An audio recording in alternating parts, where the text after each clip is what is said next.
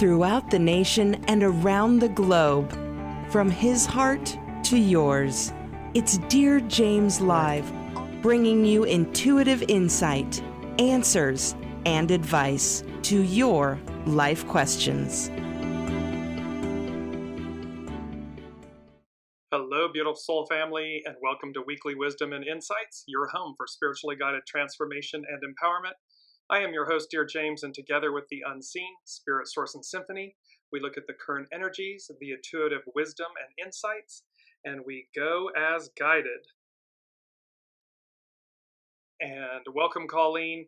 And of course, we have big energies playing out. So literally at this moment. And as above, so below. There's a cosmic dance going on. And so let's just jump into it because there is so much to cover.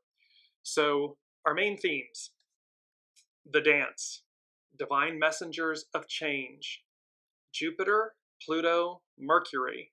Oh my, gonna add that in. Comet, TSUCHINSHAN, Atlas, truth and understanding, and these peaks and valleys, these peak encounters. Welcome, Olivia. And I'm gonna jump right to, from the main themes into the main energies. Welcome, Alicia. So it's a 10-month, all month long, treading, cautious advance. The 9, small restraint, surrender. And surrender, please remember, to surrender to yourself, to your soul source connection, is the most empowering thing you can do. You are not surrendering to someone else outside of yourself, and you are not, quote unquote, giving up. You're simply surrendering your ego, mind, personality to your soul. Very important. Welcome, Gate Girl. It's an 8-year all year long, so we're uniting from the inside out. We have 18, it's decay, remedy. We're continuing to repair what's been spoiled. And so, again, within personal lives, relationships, things of that nature, all the way out to the macro, the whole of the whole. And then it doubles up again as a 9, small restraint, surrender. So we have this messaging of doubling down with that 9 of small restraint, surrender. Now, the astrological influences. On 10-2, we had the new moon solar eclipse with that beautiful grand trine at 10 degrees and all those 10s. Then today, on the 9th, Jupiter stations retrograde. And this is where the dance comes in. This is our main theme, the dance, which I'll come to in a moment. But in essence, so Jupiter is stationing retrograde. 2 days later, Pluto stations direct. So this kind of dance, this crisscross of these two major outer planets. And then on the 13th, we have Mercury entering Scorpio. So as we're looking at this, let's go to our main theme, the dance. Divine messengers of change.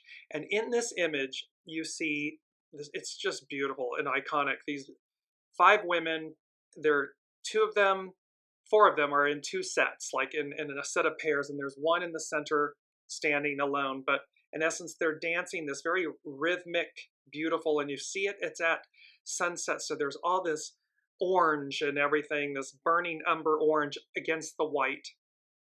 Now I'm going to shift for a second and show you a second image of this, which is the same image, the dance, divine messengers of change. And these same 5 women, beautiful. But now on the far right, you see the one pair almost twirling Jupiter. On the far left, the other 2 twirling Pluto. And in the center is this comet, TSUCHINSHAN, and then with Mercury. And so this cosmic dance, these 2 major planets, one's going to spin retrograde, the other one is going to spin direct. Mercury, the way we communicate, we think, our words, our thoughts, and so forth. And then this first time in 80 years, comet. So, and it's known as the Purple Mountain. So TSUCHINSHAN means Purple Mountain. So we'll come to this, but there's a cosmic dance going on along with this comet. And that's why these powers are so powerful, prevalent, and we're going to have peaks and valleys. You'll see in the astrological chart And let me just go back to say, it's about truth and understanding. So with these energies and these shifts, it is bringing truth and understanding to the forefront. No longer, there is so much disinformation going on, and there is so much knee-jerk reaction taking place where people are literally obfuscating their responsibility to use their intellect, their mind, their soul, their heart. It's so cheap and easy to pick up something on social media and regurgitate it out. And that ripple effect, realize that what you're doing in that moment, because you're not taking the time to investigate, to discern, is it truth? Is it real? To understand it before you take a position and before you disseminate it out again. So again, be very mindful, especially at this moment. Be mindful. Major players, Pluto, Jupiter, Mercury, this comet, of which wolf you're feeding, of what you're contributing to. So that, because when it's easily debunked, and yet you've, trafficked in lies versus truth, it speaks volumes about who you are. Your character is your fate. So be mindful in these moments. Be really mindful. So let's jump in. We're going to work with Pam Youngin. She's an astrologer, amazing astrologer. It's her North Point journal. And she says, Jupiter and Pluto. We are feeling the influence of Jupiter and Pluto very strongly right now. Both planets come to a standstill and change direction this week. Jupiter stations retrograde today on Wednesday the 9th, and Pluto stations direct on Friday the 11th. Welcome, Ava. The date of a planet's station is significant because its impact on our lives is magnified for at least a week before and after that date. So the intensity, it's like the analogy of the train. When a train comes in, you feel the vibration and the energy. It's very strong and empowered as it's coming, as they station in or leave. And then it dissipates the further away the train gets from the station. Jupiter and Gemini. With Jupiter and Aries Gemini, we may be inundated with information this week. Since Jupiter is at full strength this week, the effects of any aspects involving the giant planet are heightened. Of special note is the Jupiter Chiron. Chiron is the wounded healer, and it's what we're looking to heal, how we can heal.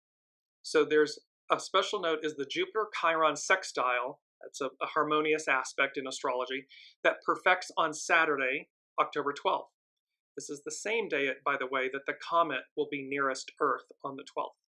This beneficial aspect helps us gain insights into the insecurities and fears that have prevented us from claiming our truth and speaking our inner wisdom.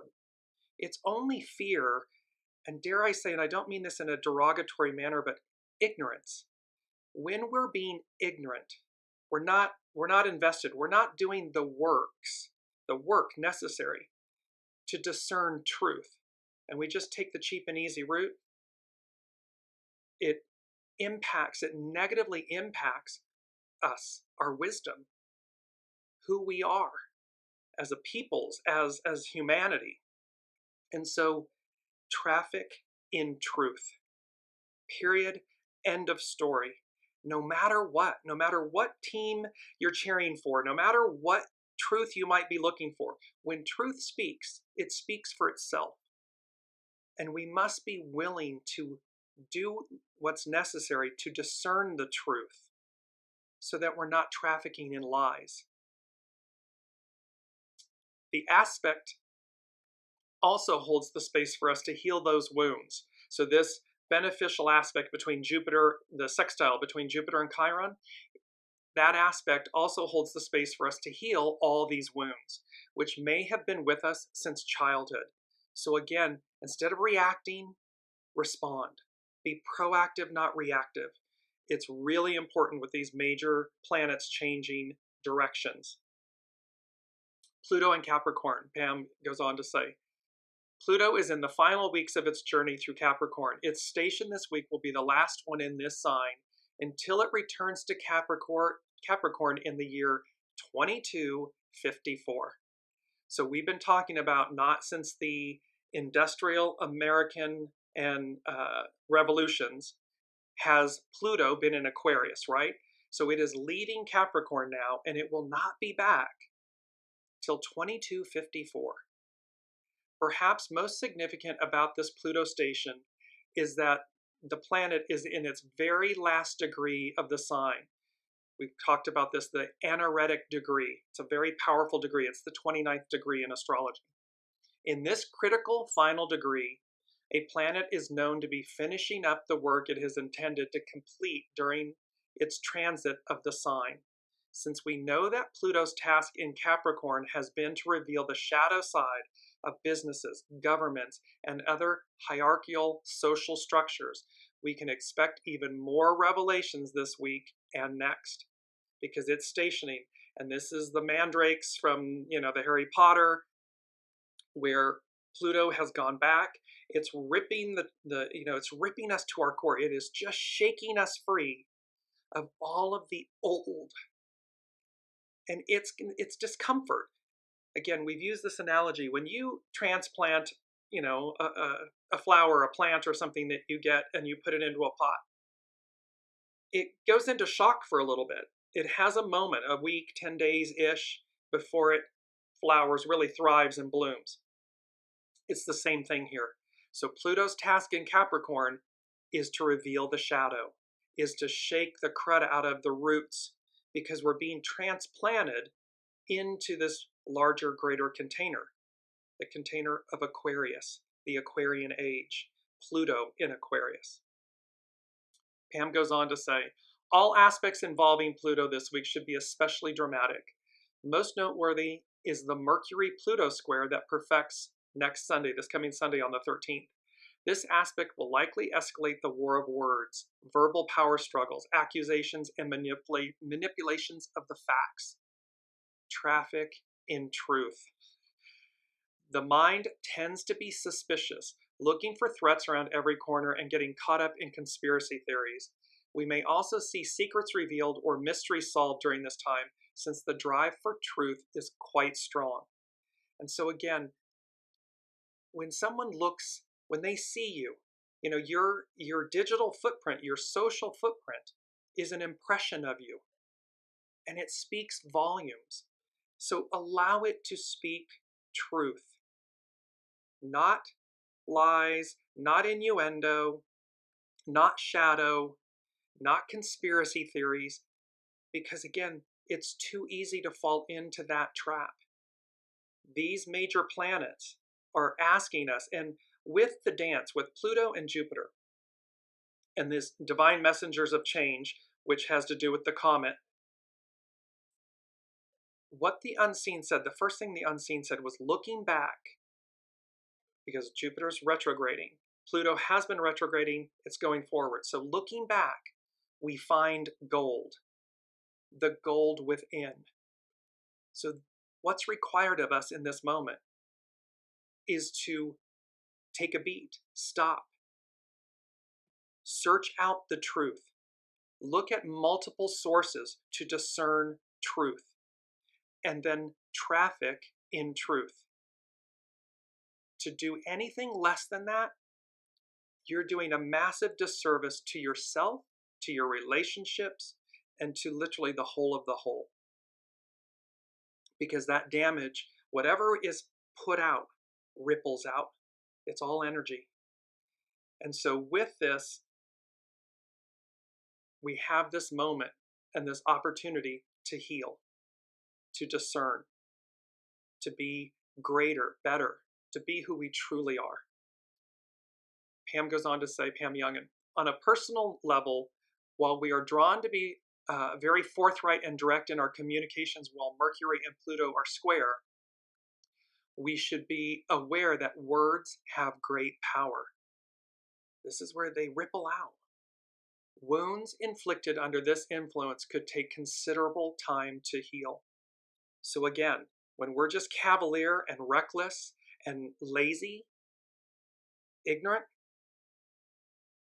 the wounds that inflicts can take considerable time to heal, because it is reflected, it is demonstrating, it is exposing an aspect of ourselves that needs healing. And we have a choice. We can choose to be proactive in our healing, to be proactive with Jupiter and Chiron, this sextile of, let me recognize this in myself and heal it. The moon will form hard aspects with both Jupiter and Pluto this week, and thus will be activating the energies of these planets. So the moon reveals, the moon reflects, the moon reveals what's hidden. And so again, and the moon is emotion. So again, there's going to be a lot of opportunity here for us to be very mindful of our actions, our words, our deeds, our character. Which wolf are we feeding? And hopefully we are proactive in those choices. It is also important to note that with Jupiter in Gemini and Pluto squaring Mercury, the planetary ruler of Gemini, all areas ruled by the sign are likely to dominate our awareness this week. These areas include communications, the media, the airwaves, transportation, travel, technology and networking, mental health, and the nervous system. So you can see the cacophony of what's happening on our news channels and televisions and social medias and everything can overwhelm the system, which is why instead of just jumping on the bandwagon, you got to take that beat, discern, step back, investigate, educate, inform, so that when you speak, it's not something that's going to take considerable time to heal. It's something that uplifts, encourages, informs in a positive manner, a truthful manner. And here's where we come to the comet. So it's known as Comet C 2023A3, that's the technical, but it's also more familiarly known as Comet CHIRON Atlas. It is making its first visit to Earth in 80,000 years. The comet, which was discovered in early 2023, will be at its closest proximity to our planet, to the planet Earth, on October 12th. This week, those in the northern hemisphere may be able to see the comet with the naked eye before sunrise. Ancient cultures have differing interpretations of the meaning of a comet. Some considered them to be divine messengers, while others saw comets as being omens of natural disasters or other cataclysmic events. One can say Hurricane, God, it just went out of my head, the one that is getting ready to affect Florida. We just had Helene. So here's natural disasters or cataclysmic events. But there was also this aspect, what stood out for me when I was reviewing all of this was divine messengers of change, and thus the main theme, this beautiful, the dance, divine messengers of change. And recognize and realize that this dance, thank you, Alicia, Milton, Hurricane Milton. So we're having that same cosmic dance within ourselves and this opportunity of divine messengers of change. So we have this ability to change in a divine way or in a catastrophic way, a cataclysmic way. The choice is up to us. Which wolf are you feeding? The general agreement is that comets bring with them a powerful energy and information from the far reaches of the solar system. They are associated with times of significant change, much like an eclipse. And we've just come off of that, Colleen saying, hopefully in the divine. Exactly. It's a choice. Choose the divine. Choose the higher octave. Choose truth. Choose to traffic in truth. Because the truth, it's the old idiom, the truth shall set you free. It's simple. It speaks for itself. It is what it is. And you don't get caught up in the chaos and the minutia and the manure or the cataclysmic events that in an individual micro sense we bring upon ourselves. So we're either bringing cataclysmic events upon ourselves or divine messengers of change, this divinity upon ourselves. And it depends on which wolf we feed. So, because number 2 from the unseen, the mystical, magical abound. Ready for takeoff? Question mark. Blast off! Exclamation points. So there's an opportunity here because these are divine messengers of change from the far reaches. It's from the unseen. First time in 80,000 years? I mean, the epic, and of course, Jupiter and Pluto, this happens every, one of them I think is 7 years. The other is, I believe, 12 years-ish. Perhaps it's 20. I think Pluto is 20. So, I mean, okay, it's not 80,000. They're outer planets that change more regularly, but not like the inner personal planets like the Moon, the Sun, Mercury, Mars, and Venus. So we're going to go to our next astrologer because I'm setting the stage for all of this for a reason, so that when we get to number 4 from the unseen, we're going to unpack it. So this is it's an excerpt from Astrology by Lauren, another incredible astrologer. She says, on October 9th, today, Jupiter will station at 21 degrees of Gemini for its retrograde phase, which lasts until February 4th. It can sometimes feel as if opportunities for abundance are being withdrawn, or promises for growth, expansion, or promotion are put on hold when Jupiter is in its retrograde phase. And if that does become the case, know that this is only temporary. For whenever Jupiter stations, whether that be the retrograde station or the direct station, so whether it's stationing retrograde like it's going to do today, or whether it's going to be stationing direct on the 4th of February in 2025, it is accompanied by a trine to the sun. A trine is a harmonious aspect, filling us with a sense of hope and possibility for the future, and reminding us where and how we are still on track. So Jupiter is the great benefic. It is the Lord of the cosmos, if you will. And thus, when it takes its sojourn, its rest, or its reversal, remember again, looking back, we find gold, the gold within. So while we may experience expansion and positive aspects and wonderful things, quote unquote, externally, the emphasis, the light is being shown upon the interior, the gold within, at this time with Jupiter going retrograde. This is not so much about the withdrawal of abundance as it is a redirect. For instead of looking for the fulfillment of our happiness outwardly, we are being asked to look for the source of our happiness and bounty within. If we think that all of our happiness is dependent on external things, then that is where we will look for it. However, for the 4 months of the year that Jupiter is in its retrograde phase, we are being asked to look within to the very root source of joy itself. So we're going to the heart of the matter, to the root. And our joy, our happiness, our abundance, our life force, everything is our soul source connection. It comes from within. And thus Jupiter always trines the sun when it's going retrograde or direct. Jupiter is our search for truth and understanding. And during these retrograde periods, we are asked to reconcile what we are seeing, hearing, and learning with our own inner knowing. This is where we must take responsibility and accountability for our words, our actions, our deeds, our character. Because again, they're out there. They will be seen. And it's our inner knowing, it's our soul source connection that guides us to true north. So once again, instead of looking for all the answers in the outer world, we are being asked to look for confirmation within. In this way, Jupiter is also our moral barometer. And again, morals, our moral barometers. Our morals, they lie in our heart center. They're not up in our head. That's ego, mind, personality.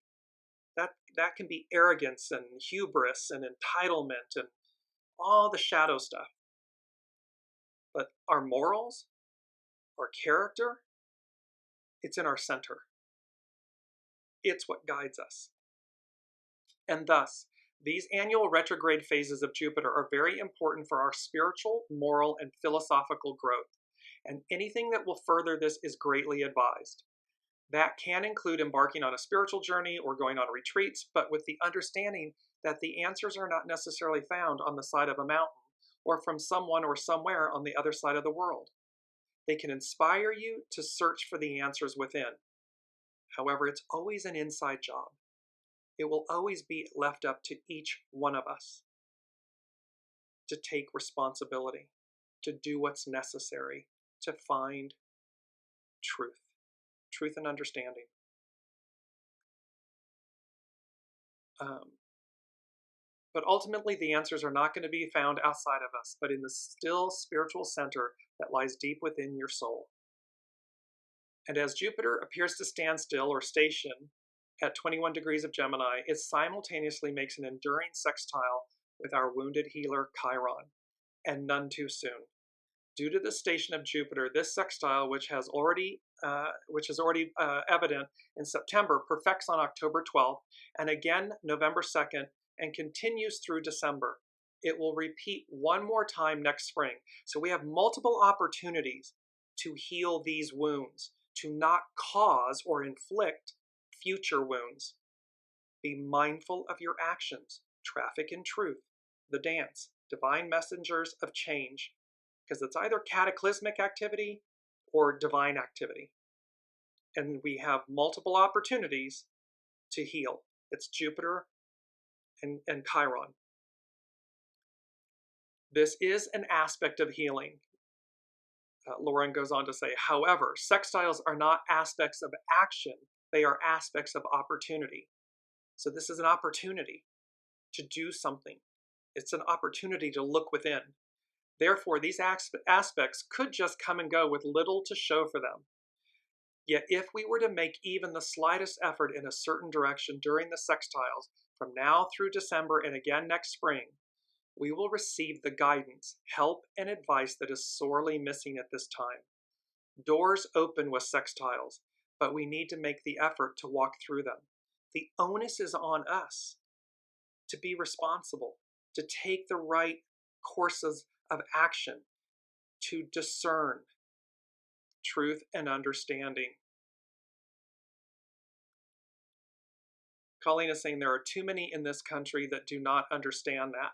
And yes, and that's why the unseen, and here at Weekly Wisdom and Insights and the unseen, Spirit, Source, and Symphony, they are imploring us to make the effort to recognize what is amiss within ourselves and the world, and to not contribute to it. To contribute to it it elongates your suffering. It causes harm to others. That's not the legacy you want. It's not the way you want others to see you. One would hope that we want to be seen as divine humans that uplift one another, that assist one another, and that we do so in a positive manner, in a healed manner. Lauren goes on to say, we are heading into some challenging weather over the next few weeks and months. The warrior god Mars has been amping up the temperature and will continue to do so through to the full moon. That's coming up on the 17th of October. Mars will square the solar eclipse on October 2nd and will also square the full moon on the 17th. And it won't stop there. The heat is rising. So, connecting to the Jupiter-Chiron sextile will not only be for our own sakes, but for the sake of all beings everywhere. So see, Mars is upping the ante and upping the heat.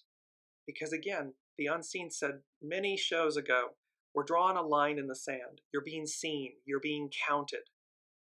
Which wolf are you feeding? So when the temperature is hot, when there's a cacophony of crud on social media and, news channels and so forth. Mars.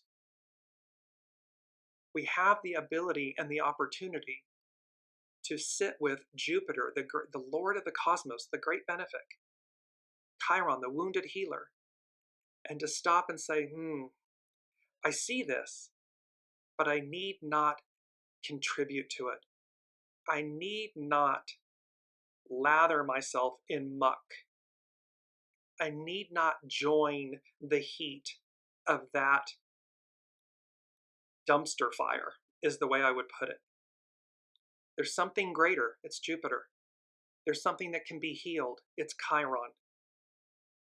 There's the Purple Mountain Comet, CHING, Atlas. All of these things amplifying which wolf we feed, what we receive from it. And Astrology by Lauren, she closed out with this, it's an Ojibwe prayer that was edited by Maggie Oman. Grandfather, look at our brokenness. We know that in all creation, only the human family has strayed from the sacred way. We know that we are the ones who are divided, and we are the ones who must come back together to walk in the sacred way. Grandfather, Sacred One, teach us love, compassion, and honor, that we may heal the earth and heal each other. There's no greater act, opportunity, or gift, outcome, than to return to the way and to heal not only ourselves, but Mother Earth in the process. To do that, we must be that. So again, the dance, divine messengers of change. Looking back, we find gold, the gold within. There are mystical, magical moments that are abounding. Are we ready for them? Are we ready to take off? Blast off. Because number 3 from the unseen, it's about truth and understanding.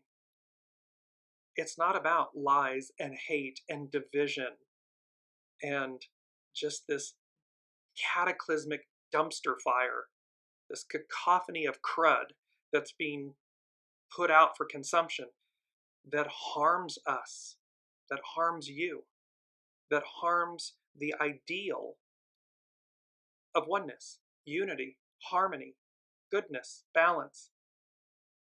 And so number 3 from the unseen, truth and understanding, finding your way back to center and finding your way to center. So some may just be a little bit off course, or the cacophony of stuff, maybe a little wobbling or whatever. So it's finding your way to center. For others that are further out, further from the light, it's truth and understanding, finding your way back to center. Both are applicable. So now let's look. Let me know how this is resonating in the comments with all of you. We're going to look at the astrological chart. And very important, because in the center, you see these 3 peaks. And there's a 9 below one, there's an 8 below the other, or above, pardon me, there's a 9 above the top peak, 8 above the next peak down, and then a 7 next to that peak. So those are the peaks. And then at the valleys, at the opposite end, you see them in the first house, the second house, and the third house. So what this said to me, and let me just give you a quick understanding. The first house in astrology represents the self. It represents the ego, mind, personality, the identity. The second house is the house of value. So it's our possessions, our money, material things. The third house is the house of communication. It's ruled by Mercury, Gemini. It's how we, again, how our thoughts, our words, and so forth.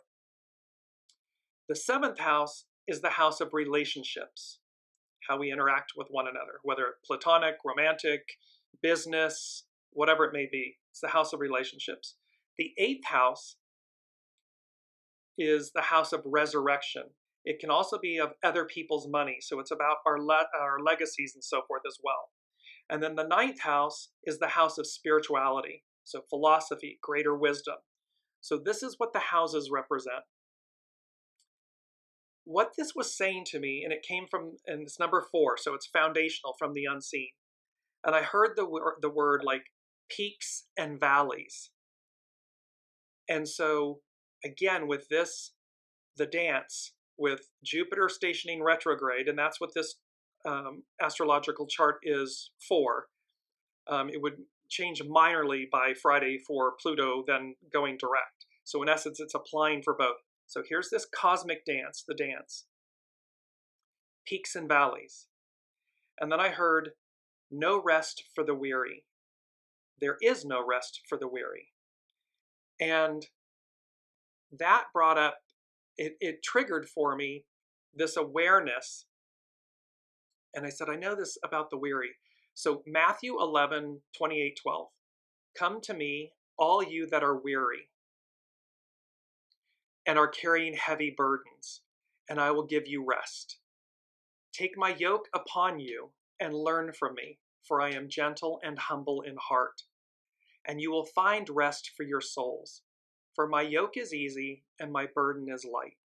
So in essence, this is saying, give your burdens, whether they be emotional, mental, physical, whatever they may be, give them over to God. Give them over to the unseen, to Allah Buddha, the all that is, however you identify. Give them over. Remember and recognize the one relationship we come into this life with and we leave with is our soul source connection, the unseen.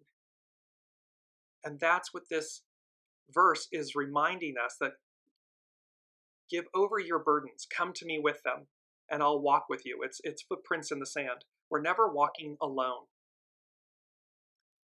With that, and I'll come to the comments coming in, then the second aspect of this was there's also this no rest for the weary.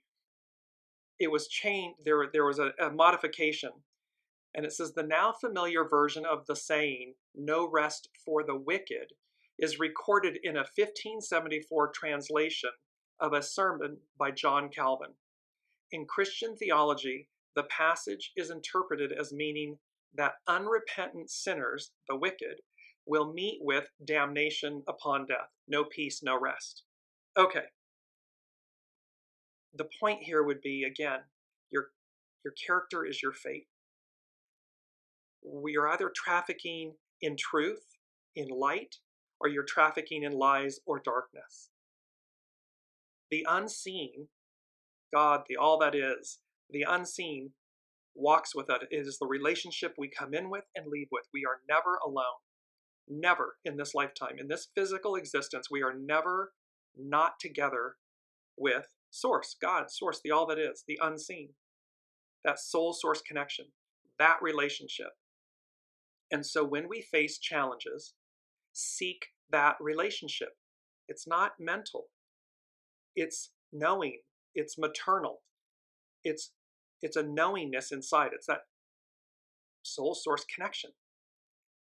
The opposite then is when we simply traffic in ego, mind, personality. That is the one where it's like there's no rest for the wicked. You hear about monkey mind. You hear about chatter. I can't take off, I can't get my mind to shut off. But if we're trafficking in illusion, in darkness, in lies, in shadow, it only magnifies it. It makes it louder. So clearly that wouldn't be the answer. There's no rest, no peace. That is not the way to go. The way to go to Source. Go to Source. Go to the truth, to the heart of the matter. Stillness, quiet. That requires us to turn off the ego, mind, personality, the mind, and say, let me go to my heart. Let me find what's true. And how we can apply that to the literal examples that we've been talking about with what's happening on the news and social media and so forth. And again, it doesn't matter. What we should be able to be greater than the identity or the label or the script, the thing that we're attaching ourselves to. If what we're attaching ourselves to is not in our highest and best, is not speaking truth, is not good, we should have the absolute divinity and divine willpower to recognize that truth and step back from it. Equally, if it is aligned, we should be able to put that forth in a positive manner, a way that may be received openly. Let it speak for itself. In other words, it's not attached with judgment or I told you so, or because that's a negative aspect. It's a shadow aspect. When we simply place it, here's the truth. It speaks for itself. We don't need to yell and scream from the rooftops. So Ava was saying, Mars can also be a noble knight, acting as a peacemaker. I believe Mars in Cancer is a sensitive masculine energy. Beautifully, I concur, Ava. And again, it doesn't have to be. So while Mars is elevating the heat, if you will, the intensity, again, it doesn't mean that that heat being raised is nefarious. To Ava's point, which I concur wholeheartedly, and with Mars in Cancer, it's speaking to the greatness of Mars, the intensity, the purity of the intensity of Mars, meaning what's on offer to us, not aggression, but the purest of divine masculine, chivalry, good. It's actionary, it's pure, it's sensitive, it's understanding, it has empathy and compassion. Beautiful ad, Ava, thank you. Olivia, businesses have been really difficult lately, especially when young people talking down to those of us who are older. There's an interpretation gap, both from, look at the dance, this dance, Jupiter, Pluto, to Olivia's point, young and old, and how we see one another, how we understand, truth and understanding. So again, the opportunity, Jupiter, Chiron, the opportunity is to heal these illusions, because that is what they are. They're illusions that the elderly, if you will, the older generations have no value or don't know what they're talking about. And equally that the younger generations don't know what they're talking about. They don't have any experience. They don't know what they're talking about. Both are divine. Both come with a knowing, with a soul source connection. Both, when not in judgment of one another or the other, or of self. Well, what do the two, when they come together, oh, there's magic. Mystical magic abounds. Because it's, what does this generation know? What does this generation know? And how do we collectively rise to meet the occasion, to rise and meet the moment? That's what's on offer here for all of us. It has been there since time immemorial, since time began. Because it's number 5, and there's more to number 4, so we'll come. But number 5 from the unseen is make room for change. Embrace change. It's a very strong message. Number 5, it denotes change. So make room for change. This is about emptying our vessels. We've spoken about this. And how we have this opportunity to bridge the gap, as opposed to stand at two polar ends, to Olivia's, and she's saying surrendering is key. Exactly. We surrender to ourselves so we can all sit at the table. We have a place at the table and we can hear one another. Because we all are divine, which means just because we're the newbie, the young soul, or the young generation, doesn't mean that we are not connected to Source and that we are looking, 7 decades into the future. Equally true is those that came before, that came 7 decades prior, or whatever, 5 decades prior. They too came with wisdom and knowledge for this moment, for this harmony, this peaceful transfer of power, this beautiful ceremony, gift, and the ever, turning wheel of eternity and towards a purpose of evolution, ascendance. It's not about going into some dumpster pit fire. I mean, that could be, that's there. It's spoken about, the lake of fire and everything. But that isn't what we should aspire to.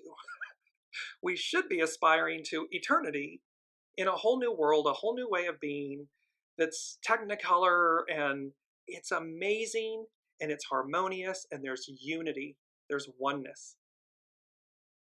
Why on earth choose the lake of fire?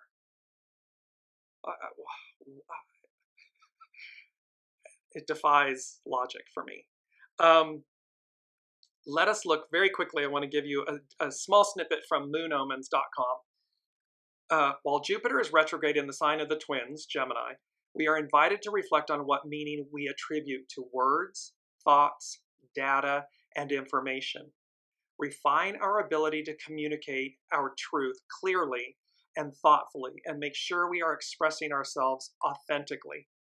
So this is, again, when we're in a state of ignorance or shallowness, or we're reactive, all of the opportunities that Jupiter retrograde in Gemini is offering, they're not present within we're not invoking them, we're not utilizing them, we're not harnessing them. Jupiter retrograde in Gemini is an opportunity to rethink our approach to learning, studying, teaching, sharing information, consuming information, communicating, thinking, and making sense of our experiences. It truly goes to the heart of the matter. And you can choose, we get to choose whatever we want. We are beings of free will. However, the unseen, and again, individuals, people, places, things, corporations, institutions, governments, this moment, this dance, the dance, divine messengers of change, they're saying to us, higher octave, dumpster fire, lake of fire. Choose. The Sabian symbols, and let me just go to our mantra very quickly.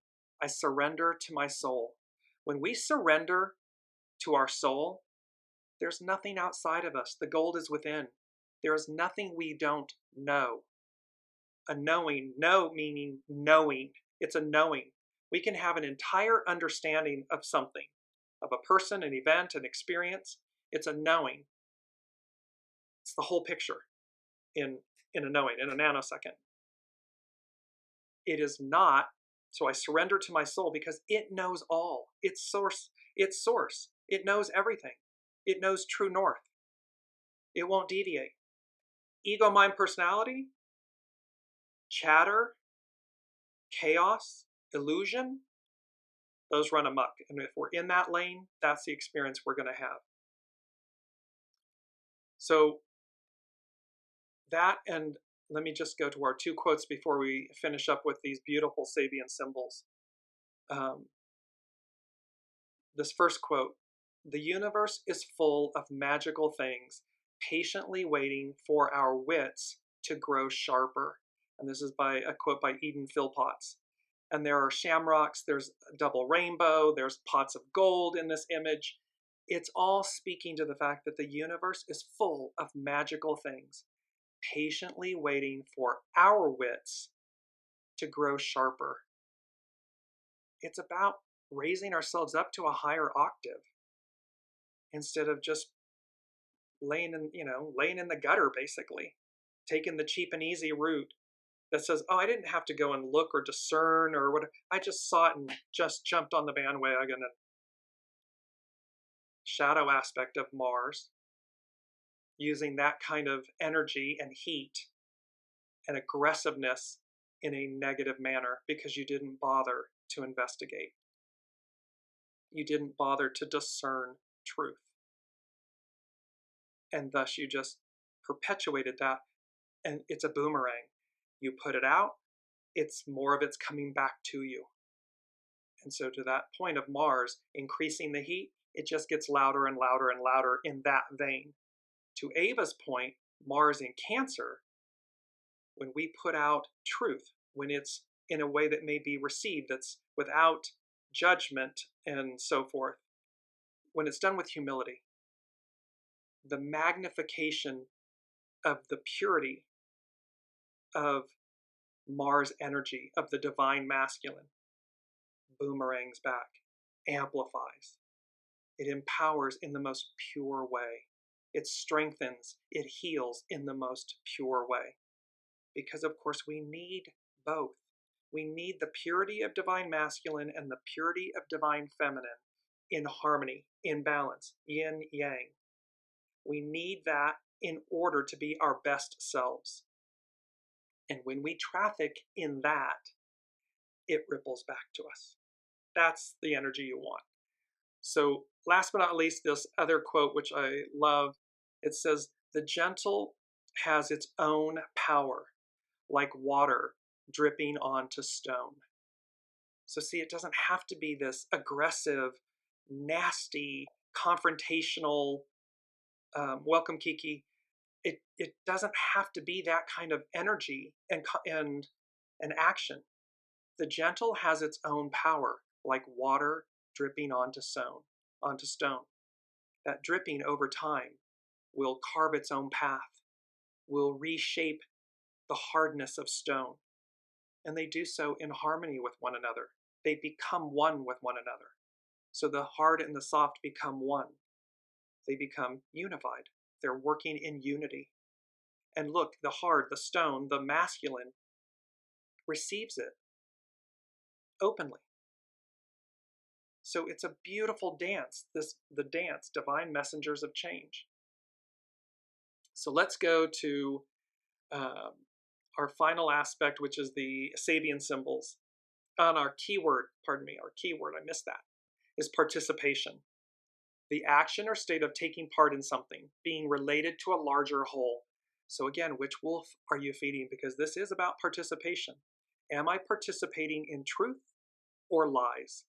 Am I participating in being proactive or reactive? It's about my participation. And thus, it becomes my fate because it's my character. So our choices can refine or define our character, which defines our fate, our experience. For the astrological chart for Jupiter retrograde, I'm going to focus on 3 or 4 of them very quickly, but the midheaven. So the midheaven is at the top in the chart. It's an auspicious celestial aspect. The cameo profile of a man, suggesting the shape of his country. The keynote is the sustaining power of the whole as the individual identifies themselves within their life. So it's about sustaining the power of the whole while we identify within ourselves. And we're looking for the gold. Looking back, we find the gold within. This is the avatar ideal, the ideal of a transpersonal life and consciousness, totally consecrated to and directed by a divine power. This means a life dedicated to the soul leading. Soul source connection is leading.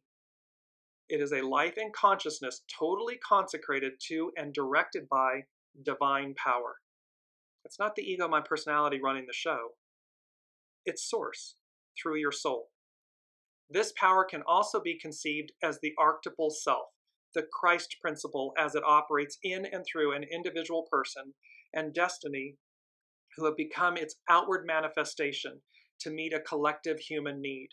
So it means like being the Christ self, and it's embodied, and we're literally putting it out there, and thus we manifest this for a human collective need.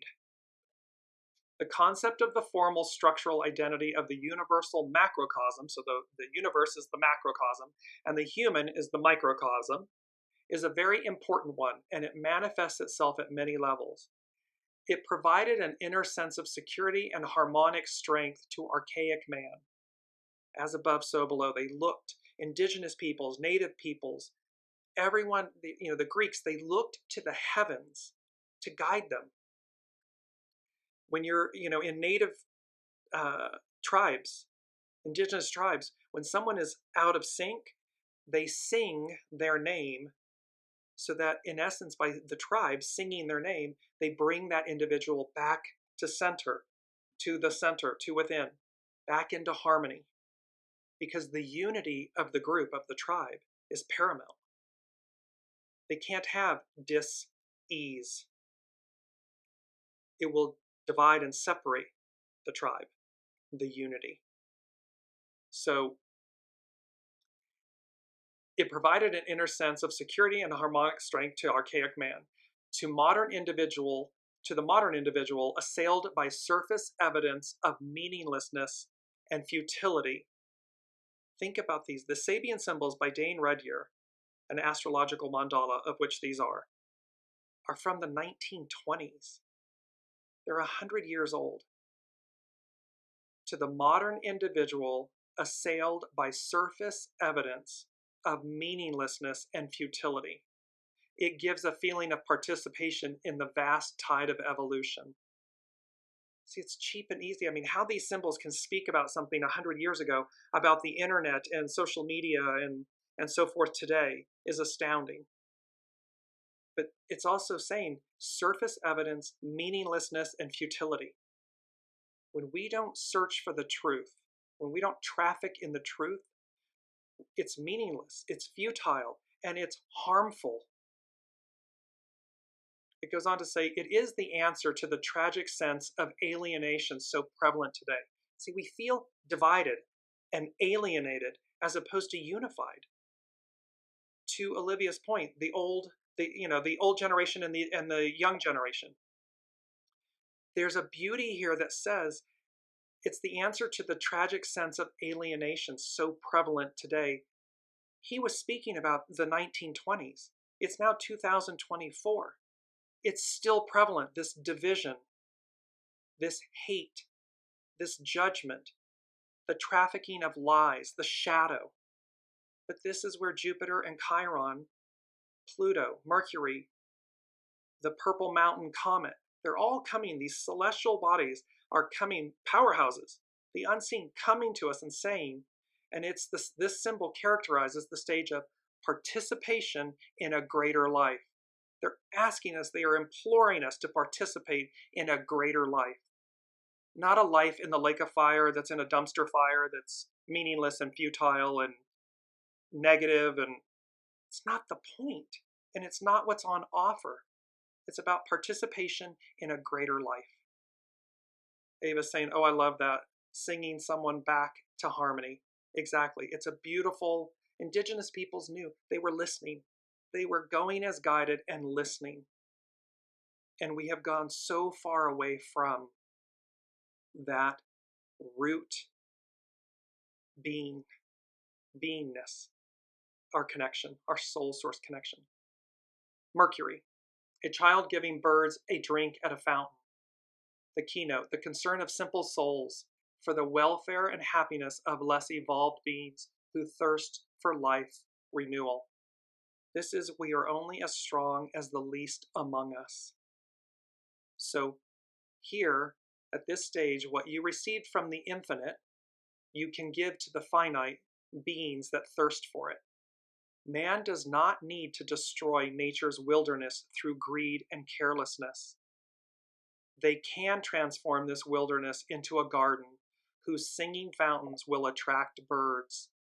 We can use here, Mark Edmund Jones was an astrologer who worked with Elsie Wheeler on these original Sabian symbols. The key word is solicitude. But see, we can take from the finite and from the infinite and give to the finite. We can care for the least among us and create a magical garden.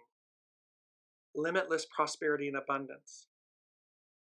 The ascendant, deep sea divers, the keynote, the will to explore the hidden depths of all experiences and to search for primordial causes. This symbol essentially refers to depth psychology. It means doing the works, diving deep within to find ourselves, our soul source connection, a coming to terms with the collective unconscious and its contents. This type of depth plumbing adventure is basically different from the one symbolized by the gold rush, something that's external, for it can take place within the individual and with no relation to social value, nothing that's outside of us. It refers symbolically to a quest for understanding, meaning for what lies under the surface waves of daily living. what's on the surface, it's never what it is. It's never what it appears to be that's on the surface. It's not going to be the cheap, 2-second social media post that somebody didn't bother or that's just repeating a lie. That's cheap and easy. This is talking about what lies under the surface waves of daily living. What's the truth? What's underneath? This quest may lead to great dangers.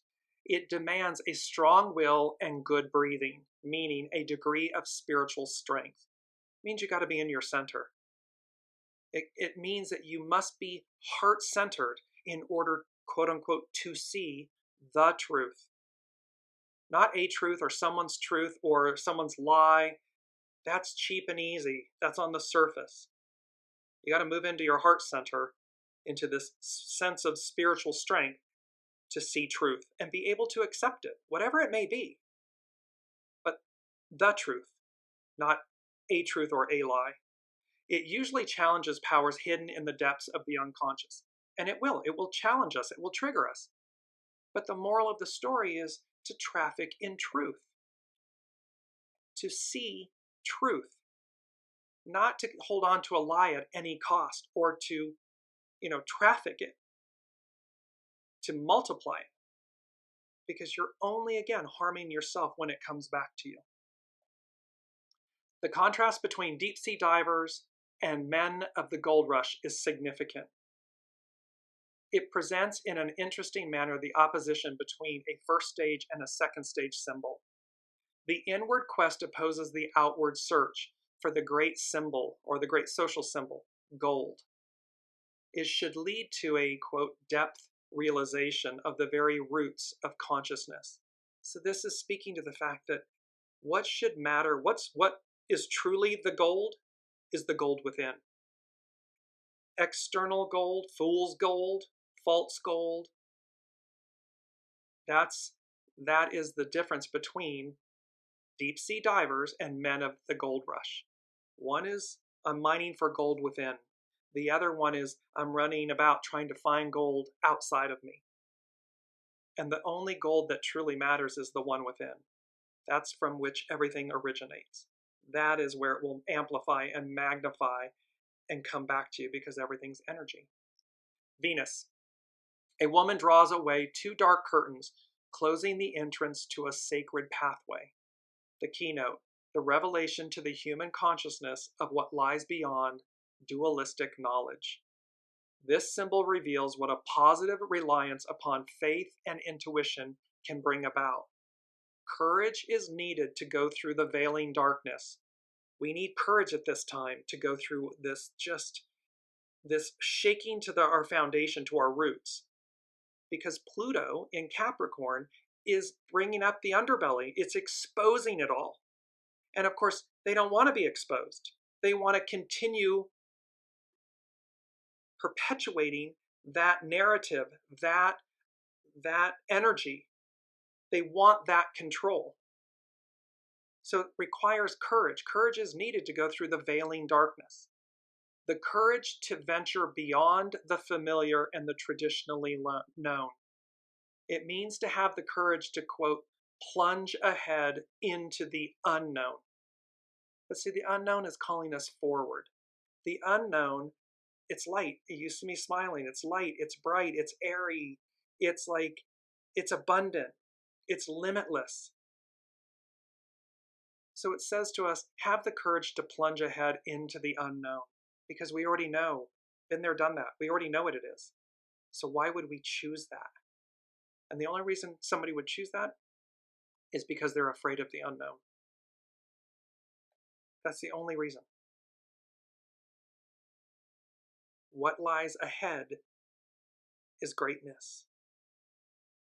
What lies behind, it's where we've been. Doesn't mean it didn't have greatness, but it's not it becomes stagnant because we've already been there. Everything is energy. And we know this, a stagnant pond, what happens? It becomes water, a body of water, it becomes stagnant. Then mosquitoes and infestation and so forth. It's no longer healthy for anyone or anything. But water that's moving forward, being filtered, this type flowing, it carries us. It leads to new adventures, new things. It's pure. It nourishes us. That's the point. And last but not least, because we're over time, a lot of fortune. A 5-year-old child carrying a bag filled with groceries. I love this Sabian symbol.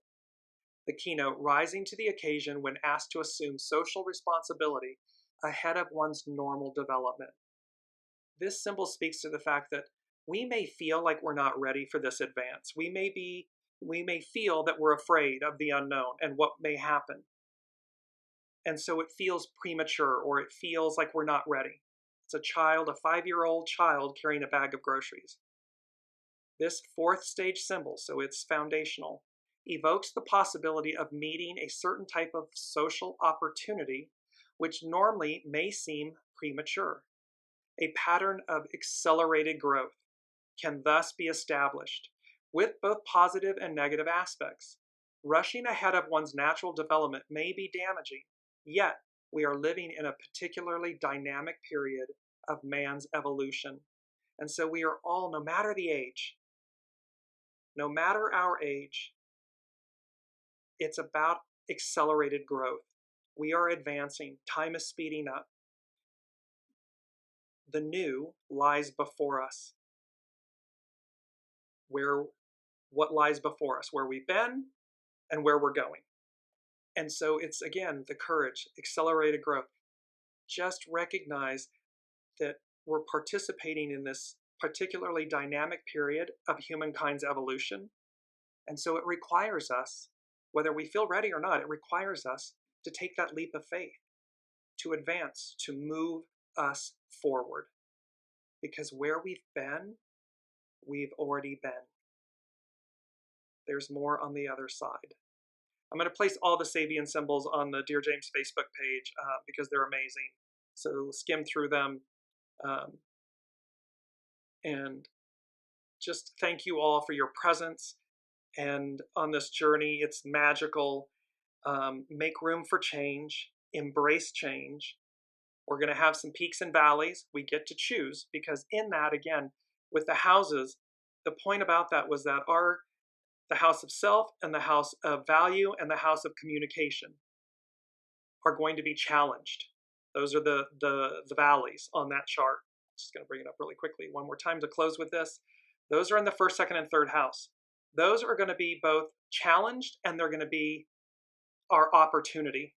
And then the 7th, 8th, and 9th houses, relationships, resurrection, other people's possessions, legacies, and the house of spirituality, philosophy, greater wisdom. That's leading us. So it's going to reflect how, again, the two, we need both. So how does the one,